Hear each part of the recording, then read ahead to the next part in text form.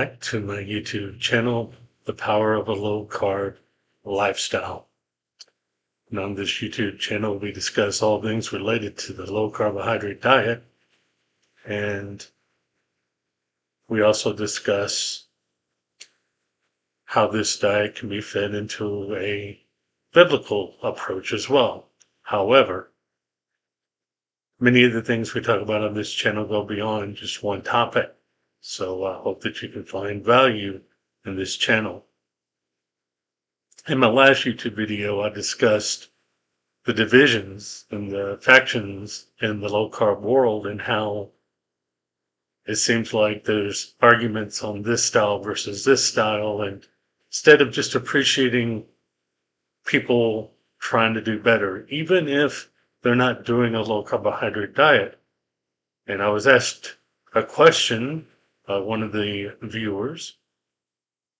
And I think it's a good question, and it's one that I think it would do people good to consider, regardless of which side of the spectrum that you would call your lifestyle when it comes to carbohydrates. I was asked, if I wasn't doing a low carb diet, what would I be?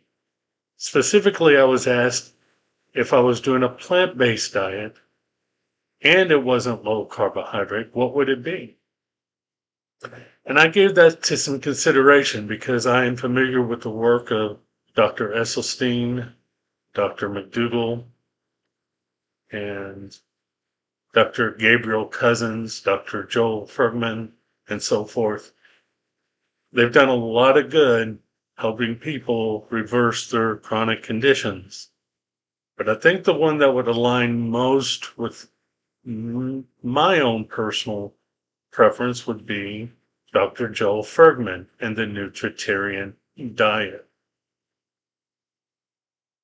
So if I wasn't low carb, I think I would be approaching it from the nutritarian view. There's a few reasons why that diet might work for me. Number one, it just happens to be lower in carbohydrates than some of those other physicians promote. And it's naturally lower in carbohydrates because he promotes a balance of healthy plant proteins, healthy plant fats coming from their whole food form, like nuts, seeds, avocados, olives, things of that nature. And while he doesn't promote things like olive oil, you can add a little bit in if you only do a little bit, maybe once or twice a week, something like that. So it happens to be lower in carbohydrates because it's more balanced with the other macronutrients. And I said macro. We'll talk about micronutrients in just a moment. I like the fact that it does include healthy fats in that program.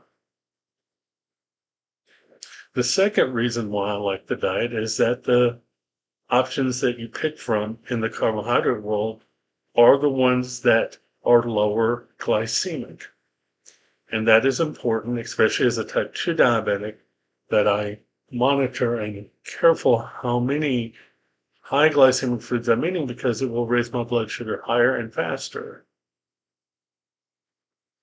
So things like nuts and seeds and greens, mushrooms, onions, berries, and beans, whether it's chickpeas, lentils, black-eyed peas, lima beans, pinto beans, any bean.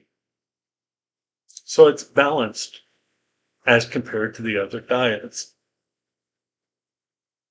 The third reason why I like it is because as a Bible-believing person, I believe it fits in alignment with the biblical diet. Now, there are clean meats, there are unclean meats, but when you don't have meat at all, it's kind of irrelevant at that point because you're not eating it.